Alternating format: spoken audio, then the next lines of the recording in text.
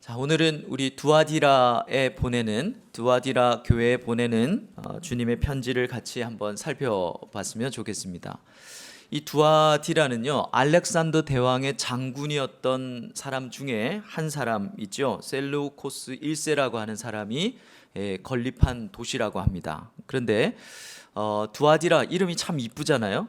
가만히 찾아봤더니 이 장군이 자기 딸 이름을 이 도시를 건설하고 딸 이름을 거기다가 썼어요. 그래서 굉장히 도시가 이름이 이쁩니다. 근데 이 도시는 그 이름과는 상관없이 군사적으로도 행정적으로도 별로 중요한 도시가 아니었어요. 그래서 무엇이 발달했는가 하면 이 무역업이 굉장히 발달하게 됐습니다. 자, 그러다 보니까 그 업종마다 저마다의 길드, 그러니까 무역 협동조합 뭐 이런 거겠죠. 그래서 각 상품마다 이 길드가 활발하게 발달이 됐는데, 이 길드마다 문제는 이제 수호신이 하나씩 있는 거죠. 그 중에 유명한 것들이 구리세공업, 또 염색업 등등이 있었는데요. 이 사도행전 16장에 보면 바울이 빌립보 교회를 세울 때 결정적인 역할을 했던 분이 있죠. 자색 옷감 장사 루디아, 이 사람이 두아디라 출신입니다. 이 상업의 발달에 따라 이 각 길드들이 막 왕성하게 활발을 하게 일어났고, 이 길드의 모임은 주로 자기의 수호신을 섬기는 그런 경의를 표하는 그런 의식으로 이루어졌다고 그래요. 그런데 그것은 그런 의식들에는 굉장히 대부분의 어떤 의식들이 음행과 연관되어지는 그런 부분들이 많았다고 합니다. 자, 이런 두아디라 교회에 주님이 자기를 어떻게 소개하시는가? 18절의 말씀해 보니까 그 눈이 불꽃 같고 그 발이 빛난 주석과 같은 하나님의 아들이라고 소개를 합니다. 사복음서에 보면 예수님께서 당신을 이 하나님의 아들이라고 잘 말씀하시지 않아요. 간접적으로 내가 하나님의 아들이다 이렇게 말씀은 하시는데, 요한계시록, 그러니까 이 성경의 마지막 책에 와서는 예수님께서 자기를 직접적으로 하나님의 아들이라고 소개하고 계십니다. 특별히 이 7교회에 보내는 서신에서 예수님의 자기 소개는 그 교회에 주는 메시지와 밀접한 연관이 있다 그랬죠. 왜 이렇게 자기 하나님의 아들이라고 소개를 하실까? 그것은 이 두아디라 지역이 숭배하던 신이 제우스의 아들이었던 이 아폴로였다고 그래요. 그러니까 사실은 진짜 신의 아들은 아폴로가 아니라 나다라는 그런 맥락이었을 거고, 두 번째는 이 하나님의 아들이라는 말은 구약의 다니엘서 3장을 배경으로 하고 있습니다. 다니엘서 3장은 어떤 내용입니까? 이 다니엘의 세 친구가 하나님의 아들과 같은 이에 의해서 구원받는 이야기가 나오죠. 그러니까 두아디라 교회에도 하나님의 아들 같은, 하나님의 아들이신 주님이 하나님을 신실하게 믿는 자들은 보호하실 것이다 라고 하는 그런 메시지가 깔려 있습니다. 자, 여기에도 주님이 먼저 칭찬을 하시죠. 우리 19절을 같이 한번 읽어보겠습니다. 어떤 칭찬을 하셨는지 19절 다 같이 시작.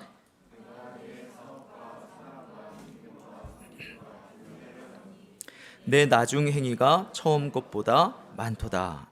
여기서 이 사업이라는 말은요, 이 행위들이라는 복수입니다. 그래서 사업과 이렇게 사랑과 믿음과 이렇게 나열이 아니고 너희의 사업들, 그러니까 너희들의 행위들입니다. 행위들 곧 사랑과 믿음과 섬김과 인내. 요 개념 잘 기억해 놓으십시오. 너희들의 일, 너희들의 행위라고 말씀하셨어요. 그게 뭡니까? 사랑과 인내와 믿음과 섬김, 이렇게 네 가지. 이게 처음보다 나중에 더 한 것을 칭찬하셨어요.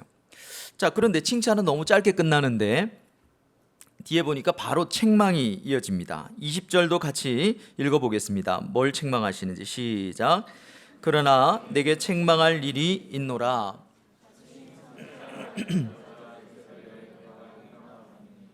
그가 내 종들을 가르쳐 꾀어 음행하게 하고 우상의 제물을 먹게 하는도다. 자, 그것은 자칭 선지자라 하는 이세벨을 용납한 겁니다. 우리가 앞에 교회를 살펴봤지만 자칭 유대인이라 하는 자들, 자칭 선지자라 하는 자들, 자칭 오늘도 선지자라 하는 이 이세벨이 나왔죠. 그러니까 이 마지막 종말에 하나님의 메시지를 잘 들어보면요, 세상에 대해서 세상이 악하고 세상이 타락했고 이런 맥락이 아니에요. 전부 다 교회를 향해서 말하는데 교회 안에 이런 것들이 들어왔다라고 말합니다. 여러분, 이세벨이 누굽니까? 이세벨, 팅커벨 아니고 이세벨.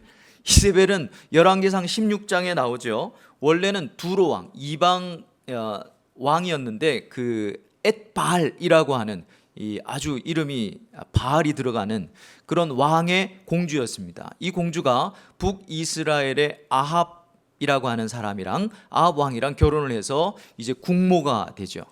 근데 성경에 보면 이 아합과 이세벨, 이게 그냥 아예 그 이디옴입니다. 어떤 이디옴입니까? 제일 악한 놈들, 뭐 이런 의미예요.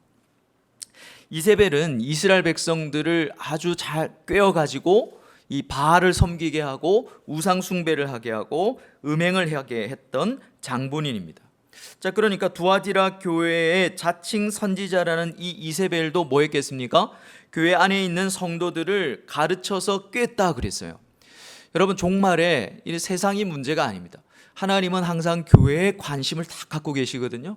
그 교회 안에 가르쳐서 꿰는 역사가 일어나는 거예요. 미혹의 영들이 일어나고 잘못 가르치는 거죠. 그래서 우상 숭배하게 하고 음행을 하게 했다는 것입니다. 여기서 행음이라고 하는 것은 그 실제적인 간음을 말하기보다는 이 우상 숭배, 길드에 있는 수호신들을 섬기고 우상 제물을 먹으면서 가졌던 영적인 간음을 말하는 것 같아요. 그 당시에 이 길드에서 우상을 우상에게 바쳐졌던 음식을 먹는 것이 우리의 수호신을 숭배하는 그런 의식이었고, 이것은 반드시 참석해야 하는 그런 것이었습니다. 자, 그러니까 이세벨이 어떻게 했겠습니까? 길드에 참여하지 않으면 경제적인 활동을 할 수가 없었고 가난할 수밖에 없는 상황이 되니까 교회 안에 이세벨이라고 하는 자칭 선지자가 이렇게 가르친 거예요. 교회 안에 들어온 어떤 일종의 타협이죠. 그거 해도 된다, 이렇게 가르친 것입니다. 이 이세벨이라고 하는 이름이 재밌는 것은 이 이에자벨이라는 말이요, 원래 의미가 고상하다, 정숙하다, 정결하다 이런 겁니다. 그러니까 어떻게 가르쳤겠습니까? 너희 세상 사람들 앞에 그렇게 광신적이라는 말을 듣도록 그렇게 신앙생활을 하면 안 돼. 우상 숭배, 길드에도 좀 참여하고 음식도 좀 먹으면서 융통성 있게 고상하다는 말을 들어야지. 예수 믿는 사람들이 세상에서 그런 광신적이다 이런 얘기 들으면 안 되지 라고 이렇게 가르쳤을 수 있겠다는 것이죠.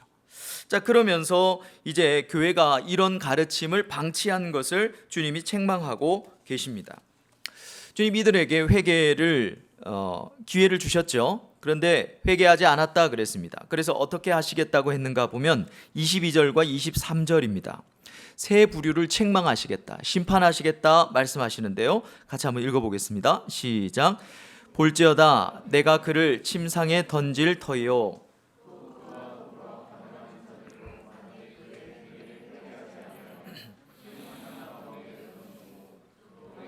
사망으로 그의 자녀를 죽이리니 모든 교회가 나는 사람의 뜻과 마음을 살피는 자인 줄 알지라. 내가 너희 각 사람의 행위대로 갚아 주리라. 잘 보면 세 부류를 심판하시겠대요. 회개하지 않는. 첫째는 그를 침상에 던지려. 이 그는 그녀입니다. 이세벨이죠. 이세벨을 침상에 던진다는 말은 무슨 말이겠습니까? 침상에 누워있는 거니까 질병으로 내가 심판하겠다 이런 의미이기도 하면서 이 음행이 상징적으로 그 기쁨의 자리였던 그 침상을 이제는 질병의 장소로, 고통의 장소로 바꾸겠다는, 만들어버리겠다 이런 뜻이죠. 여러분, 타협은 왜 타협합니까? 그 속에 이득이 있고 즐거움이 있기 때문에 타협하는 겁니다. 타협하면 고통스러우면 누가 타협하겠습니까? 그런데 이것을 그냥 내버려 두면 그 이득과 그 즐거움이 어때요? 고통과 손해로 바뀌게 될 거라는 사실을 말씀하는 것입니다. 두 번째는 그와 함께 간음한 자들이라고 이야기를 합니다. 이들은 회개하지 않으면 더 큰 환난 가운데 던지고 이렇게 말씀하셨으니까 회개하면 환난 가운데 던지지 않는다 이런 말이기도 하죠. 이 사람들은 아마도 이세벨의 죄에 적극적으로 참여한 사람들이 아니라 그냥 묵인하고 방치하고 뭐 그럴 수도 있지 이렇게 간접적으로 따라갔던 그런 사람들 같아요. 어쨌든 심판의 부류로 묶여지고 있다는 것을 여러분 잘 기억하십시오. 세 번째는요, 이세벨의 자녀들이라고 되어 있죠. 이들은 죽임을 당할 것이다 말합니다. 이세벨의 자녀들이라는 말은 이세벨의 가르침을 적극적으로 따랐던 사람, 아주 추앙했던 이세벨의 제자들이라 그럴까요? 그런 사람들이라고 보면 되겠습니다. 자, 이런 심판의 경고를 통해서 주님이 나타내고자 하는 게 뭡니까? 말씀해 보니까 나는 사람의 뜻과 마음을 살피는 자인 줄을 알게 하는 것이다. 이게 주님이 원하시는 거예요. 이런 심판의 경고를 통해서 주님이 오늘 우리에게 너희들 꼭 알았으면 좋겠다 하는 게 있대요. 그게 뭐냐면 주님은 사람의 뜻, 이게 이제 심장입니다. 심장.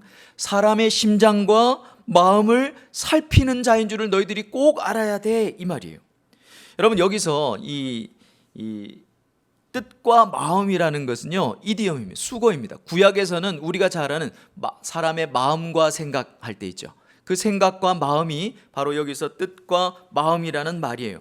마음과 생각입니다. 인간의 가장 깊숙한 내면, 총체적인 실제, 그것을 살핀다라는 말은 무슨 말이냐면 의지를 갖고 샅샅이 수색하는 거예요.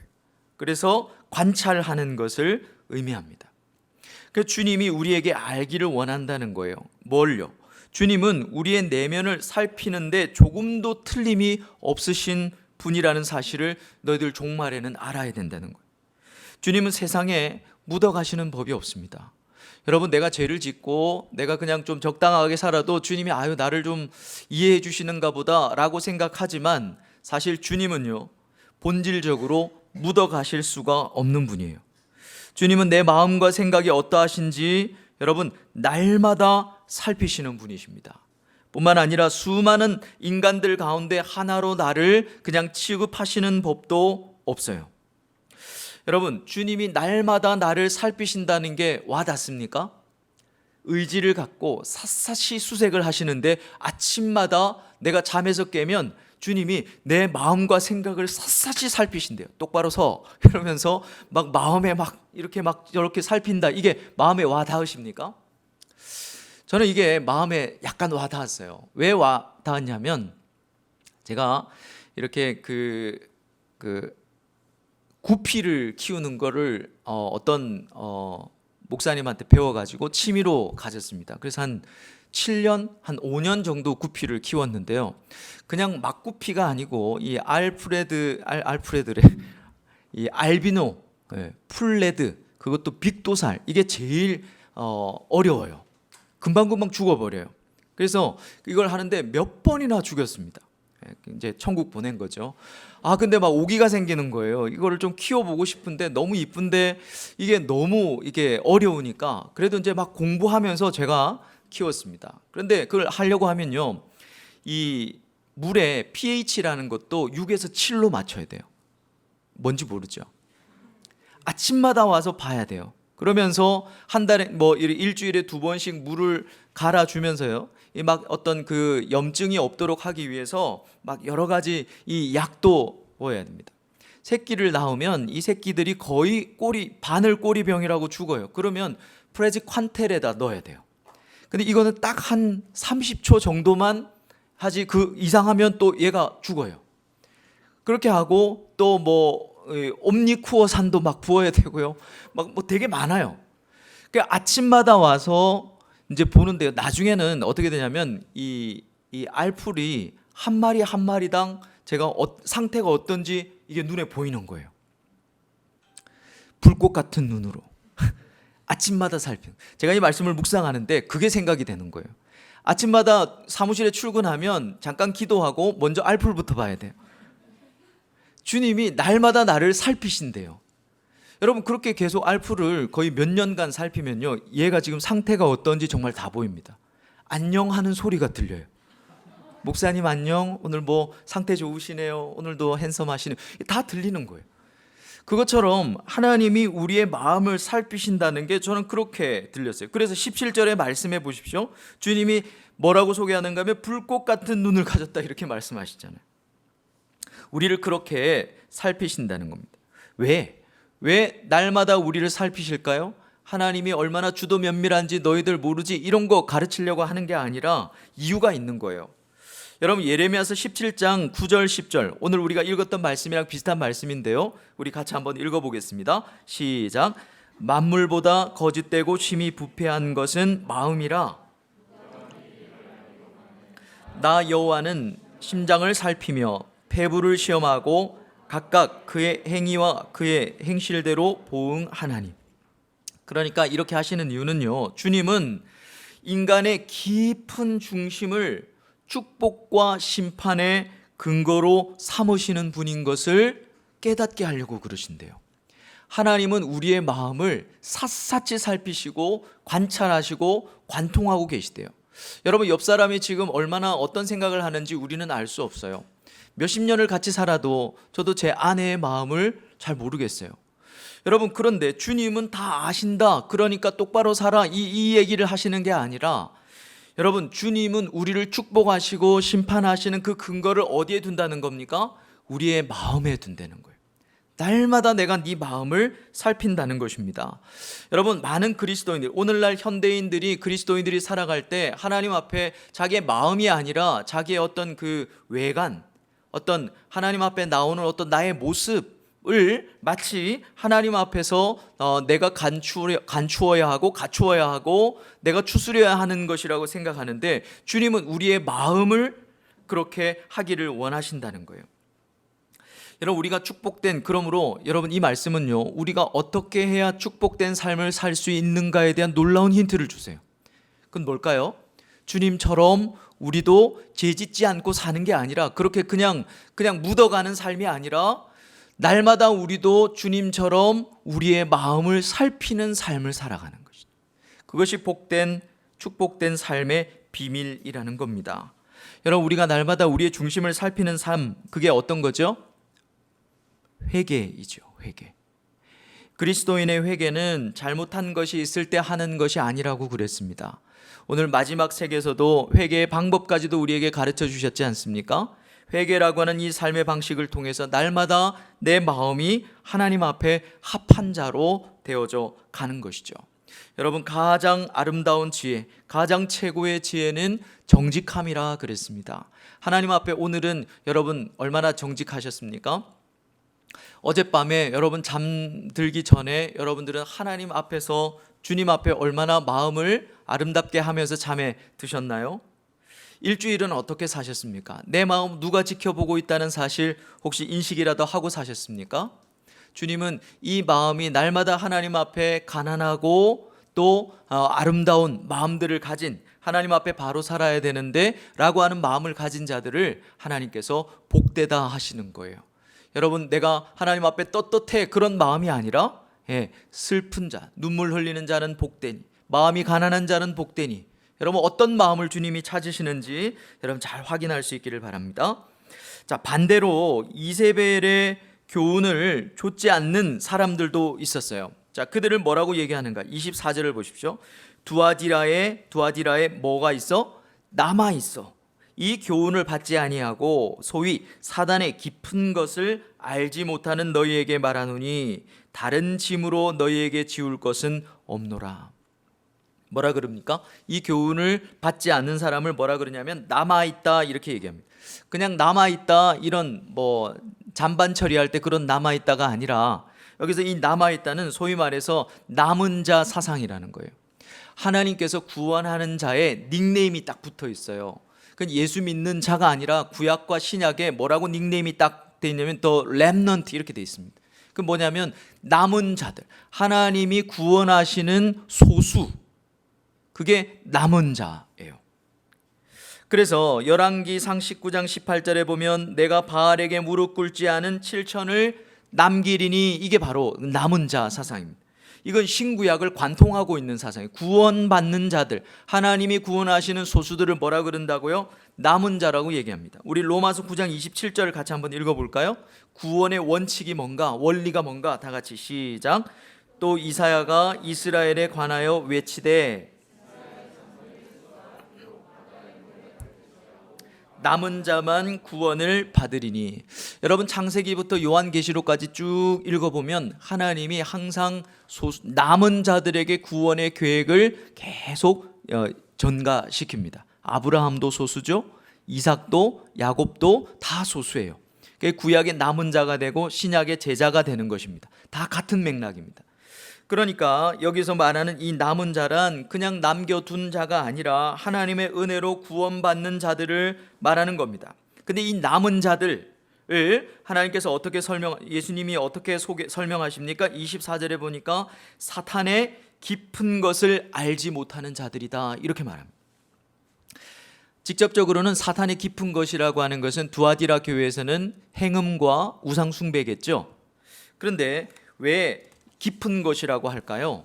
왜 사탄의 깊은 것이라고 얘기할까? 이것은 고린도전서 2장 10절에 오직 하나님이 성령으로 이것을 우리에게 보이셨으니 성령은 모든 것 곧 하나님의 깊은 것까지도 통달하시느니라, 이 말씀에 빗대어 한 말씀입니다. 사탄의 깊은 것이라는 말은 사탄의 뭔가 깊은 것이 있어서가 아니라 하나님의 깊은 것을 빗대어서 설명하고 있다는 거예요.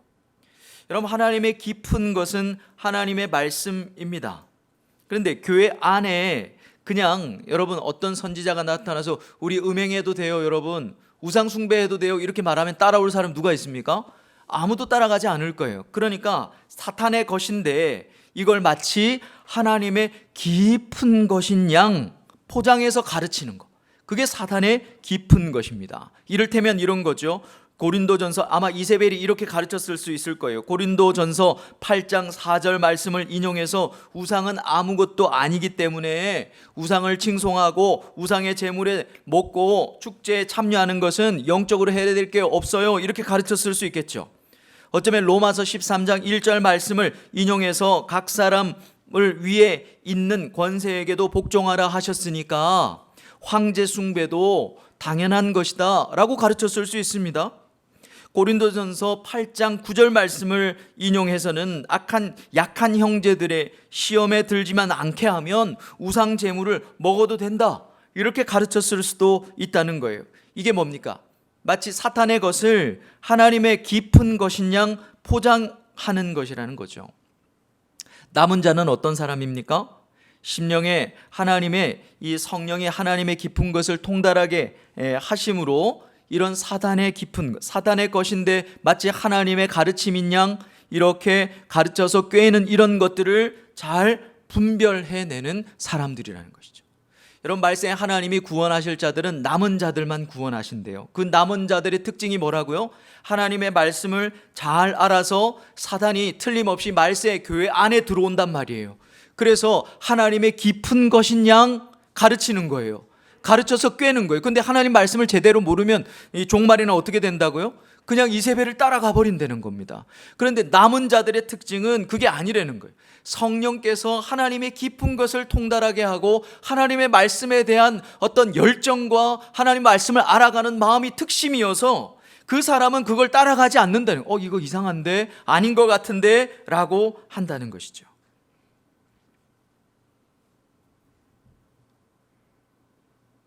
주님은 이런 남은 자들에게 다른 짐을 지우지 않겠다고 그러십니다. 여기서 다른 짐인 뭐냐면 아마도 이 사도행전 15장 28절 29절에 이제 막 복음이 이방으로 막 가기 시작했어요. 퍼지기 시작했을 때 유대인들은 뭐합니까? 할례도 하고 또 십계명도 지키고 막 율법도 지키고 막 그랬잖아요.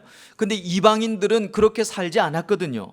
그래서 예루살렘 회의에서 그게 이제 어떤 결정을 하나 하게 되는데, 그게 사도행전 15장 28절 29절에 이방인들이 복음을 믿을 때는 우리가 지고 있는 이 짐을 다 지우는 것이 바람직하지 않다라고 말하면서 이렇게 결정을 내렸어요. 같이 한번 읽어볼까요? 자, 시작. 성령과 우리는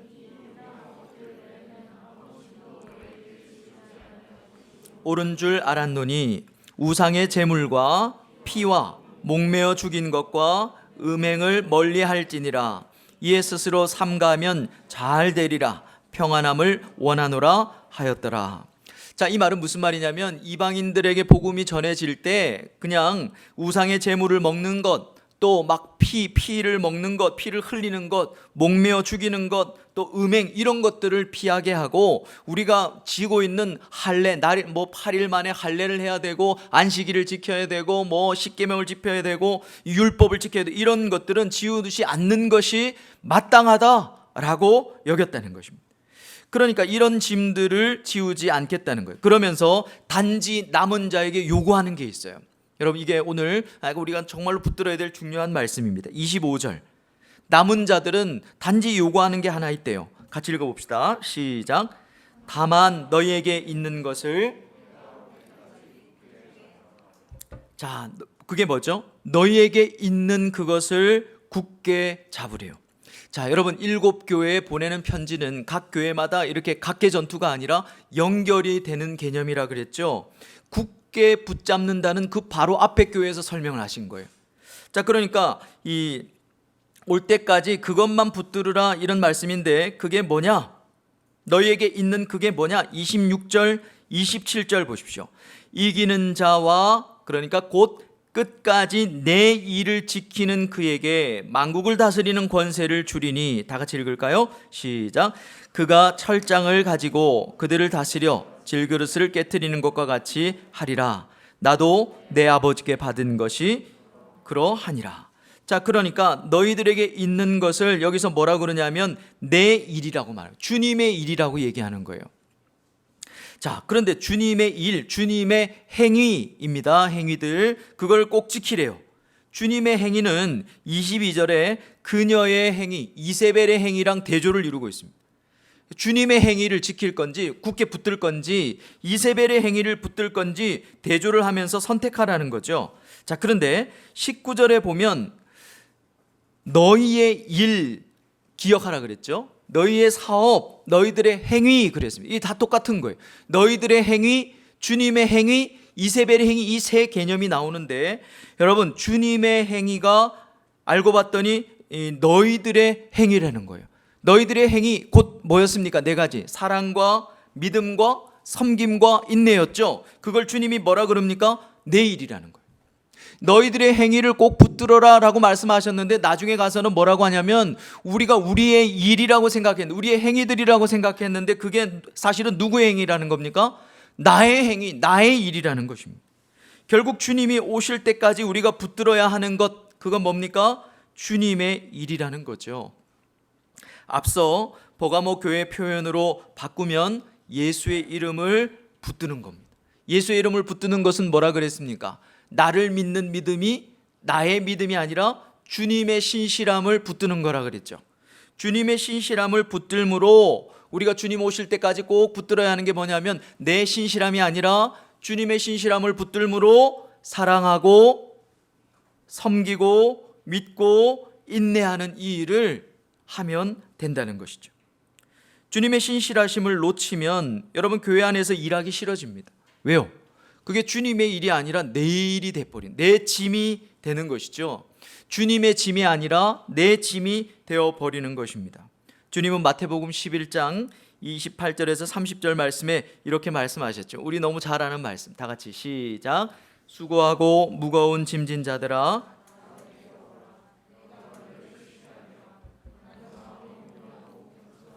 나의 멍에를 메고 내게 배우라. 그리하면 너희 마음이 쉼을 얻으리니 이는 내 멍에는 쉽고 내 짐은 가벼움이니라 하시니라.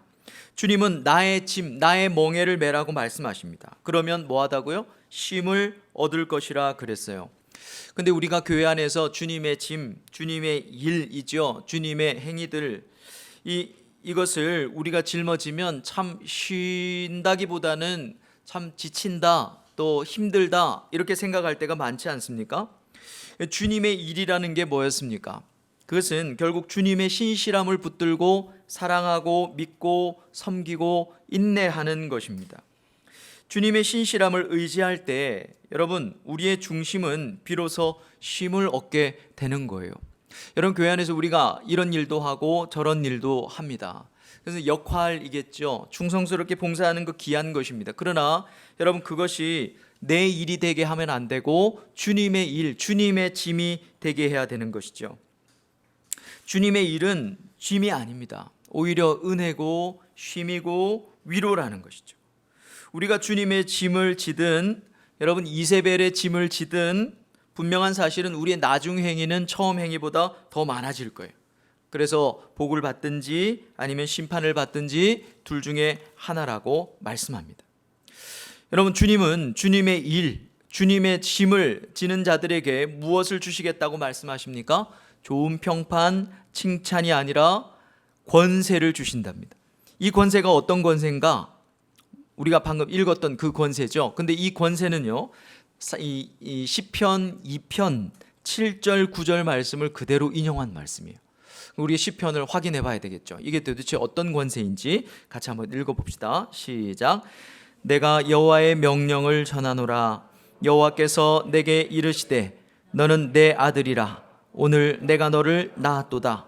내게 구하라. 내가 이방 나라를 내 유업으로 주리니 내 소유가 땅끝까지 이르리로다. 내가 철장으로 그들을 깨뜨리며 질그릇같이 부수리라 하시도다. 자, 오늘 시편에도 오늘 본문에 나와 있던 개념, 하나님의 아들, 철장, 만국의 개념이 그대로 나오죠. 이 시편의 2편의 권세는 뭐냐면 다윗에게 약속하신 권세입니다. 근데 이 권세는 회복의 개념이 있어요. 어떤 권세를 회복하냐면 에덴 동산에서 다스리고 정복하라 하셨던 아담의 권세입니다. 아담의 권세가 상징적으로 다윗의 때에 회복됐다는 것을 얘기하는 거예요. 아브라함에게 너는 열국의 아비가 될 것이다 라고 축복하셨죠. 그 권세가 주셨는데 그것이 아담 때 망가졌고 상징적으로 다윗의 때 약간 회복이 됐는데 결국은 누구 때? 예수 그리스도로 말미암아 온전히 성취되는 이 권세를 우리에게 주신다는 것입니다. 얼마나 대단한 권세입니까? 우리가 이 권세를 누리게 하신대요. 그 이유가 뭐냐? 28절에 보니까 내가 또 그에게 새벽별을 주리라. 우리에게 새벽별을 주시기 때문입니다. 새벽별이 뭐냐 하면 요한계시록 22장 16절 말씀 보십시오. 끝에 보면 곧 광명한 새벽별이라. 나 메라페, 나 예수는. 그러니까 결국 이 권세를 우리에게 주시는 이유, 누릴 수 있는 이유는요, 예수 그리스도를 우리에게 주셨기 때문이라는 겁니다. 그러므로 여러분, 이 권세는 장차 우리가 누릴 권세가 아니에요. 여러분, 여기서 철장이라는 말은 그냥 철 막대기입니다. 철 막대기. 뭐든지 때리면 다 부셔지는 거 있죠. 우리에게 권세가 그런 권세라는 거예요. 만국을 다스리는 권세라는 겁니다. 우리는 교회 일을 하면서 아우 지친다, 아우 피곤하다, 너무 힘들다 이런 생각을 할 때가 참 많이 있습니다. 그런데 그것은 우리가 내 짐을 지고 내 일을 하기 때문에 그렇다는 거예요. 주님의 일, 주님의 짐은 뭡니까? 주님의 신실함을 붙들고 우리가 사랑하는 게 우리의 일이 되어야 되는 거예요. 섬기는 게 일이 돼야 되고 믿는 것, 인내하는 것이 우리의 일이 될 때 여러분, 의외로 그것이 우리에게 권세가 되는 거예요. 미래에 우리가 누릴 권세가 아니라 이미 우리가 누리고 있는 권세입니다. 왜냐하면 이미 주님이 우리 가운데 와 계시기 때문에 그런 것이죠. 그러므로 지금도 주님의 신실함을 붙들고 주님의 짐을 지고 사는 자들은 세상을 질그릇 깨트리듯이 하는 그런 주님의 권세를 함께 누리게 된다는 것이죠. 세상의 가치나 또 교회 안에 들어온 이세벨의 어떤 가르쳐 꿰는 이런 것들을 우리가 꿰부술 수 있는 그런 권세가 있다고 말씀하는 것입니다. 말씀을 정리하겠습니다. 주님은 이 두아디라 교회에 이세벨의 가르침을 용인하는 것을 회개하라 이렇게 말씀합니다. 회개를 통해서 주님이 우리에게 꼭 알기를 원하는 게 있어요. 그건 뭐냐면 주님은 정말로 우리의 마음과 생각을 살피시는 분이라는 거죠. 그래서 축복된 삶을 살 거냐 아니면 참 심판받는 그런 삶을 살 거냐의 기준은 항상 네 마음이라는 것이죠. 그래서 우리의 마음이 어때야 될까요? 하나님 앞에 이노센트한 아무 죄도 없는 그런 마음으로 만들어 가야 될까요? 여러분, 그게 불가능하다는 것은 한 20년만 살아보면 합니다. 여러분, 20년 덜 사신 분은 없죠? 그러면 우리의 마음을 어떻게 해야 될까요? 날마다 살피는 것이죠. 주님처럼 사는 것입니다. 그래서 하나님 제 속에 음란함이 있네요. 주님 제 속에 하나님 기뻐하지 않는 게 있네요 하면서 날마다 살피는 자에게 하나님께서 복된 인생이 되게 하시겠다는 거죠. 남은 자는 말씀을 밝히 알므로 사탄의 깊은 것을 분별해내는 사람들입니다. 그리고 이 땅을 살면서 남은 자들은 어떤 사람입니까? 주님의 일, 주님의 짐을 지는 자들이죠. 주님의 신실함을 붙들고 사랑하고 믿고 섬기고 인내하는 삶을 살아가는 자들이래요. 여러분, 이 주님의 일은, 주님의 짐은 결코 우리에게 부담이 아니라 쉼이 될 거라고 말씀하십니다. 쉼을 넘어서 위로요, 소망이고 그것을 더 넘어서 권세가 된대요. 마치 철장으로 망댕이로 막 다 부실 수 있는 그런 권세가 우리에게 주어지는 것과 같대요. 여러분, 이게 와 닿으십니까? 교회 일을 하면서 하나님을 섬기면서 또 성도들을 섬기면서 이게 나에게 힘이고 이것이 나에게 뭔가 이렇게 권세고 하나님이 누릴 수 있는 어떤 큰 영광으로 여러분 다가오십니까? 그렇지 않을 가능성이 많지요. 그렇다면 우리의 마음은 어디쯤 있는 걸까요? 주님 가까이에 여러분 늘 마음을 두는 연습을 하고 이번 한 주 같이 살면 어떡해요? 어떨까요? 저도 그렇게 살고 여러분들도 그렇게 살고 내 마음을 주님 가까이에 두는 것이죠. 그게 얼마나 흥분되고 얼마나 짜릿하고 얼마나 감격스럽고 얼마나 즐거운지 여러분 그걸 이번 한 주간 우리 누려보면 어떨까요? 주님 앞에 그냥 마음을 내어놓으십시다. 그리고 아침마다 밤에 잘 때마다 핸드폰 뭐 하지 말라는 말은 안 하겠습니다. 그러나 자기 전에 남편 얼굴 보고 아내 얼굴 보고 자는 것도 복이죠. 그러나 이렇게 한 번쯤은 가리고 난 주님을 볼래 이러면서 산다든지 여러분 우리의 마음을 주님은 늘 살피신대요. 여러분 이게 두렵습니까? 위로입니까? 우리 위로가 되는 한 주가 됐으면 좋겠습니다. 이게 이런 큰 권세였네요. 이게 이렇게 큰 쉼이었네요.